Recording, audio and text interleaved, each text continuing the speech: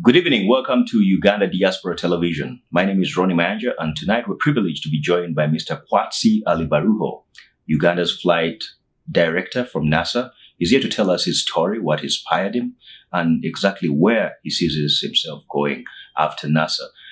Mr. Kwatsi, you're very welcome to our interview. Thank you so much, Ronnie. It's a great privilege to be here. Okay. Now, I wanted to start off by asking you, what actually inspired you to go of all things to go into space exploration?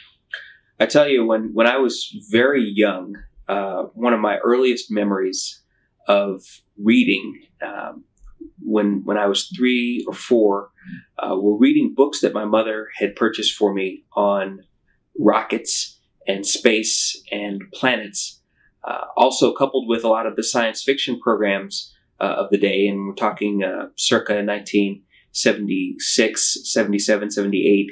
I was just captivated by them. Programs like Star Trek, like the original Battlestar Galactica series, and various other programs that depicted people working and living in space. It just tremendously inspired me. And I said, I want to have a life like that, or be part of a life like that. And so that sparked an interest in science immediately, which my mother very effectively fed with more books and more activities that are geared toward building my skills and capabilities in science. Okay. Now, when you tell us, what role your parents sort of played, can you tell us what your dad used to do, and pretty much how they met with your mother to basically give birth to Kwatsi? Well, I like to tell people that I come from a family that is very militant about education. In fact, sometimes I feel like the black sheep of the family because I'm actually one of the least educated members of my immediate family. My mother has 2 PhDs.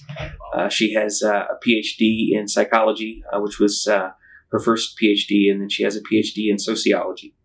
And my father, Dr. George Alibaruho, has a PhD in economics.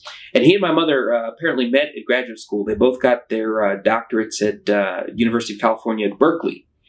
And so they met there, and both of them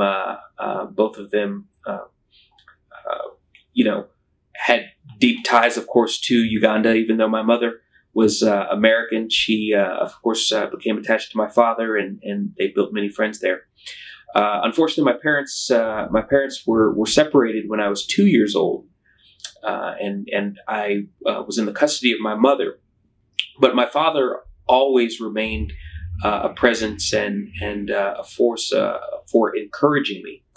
And of course, my mother definitely instilled within me a sense of discipline and a great work ethic. And so my mother always used to joke that even though I didn't live with my father, it wasn't very long before I exhibited emergent characteristics that she associated with him, being, of course, a certain curiosity and a penchant for solving complex problems. And so I credit my father with many of my genes, Okay. and my mother with actually teaching me and training me and providing me the discipline I needed to maximize my potential. Okay.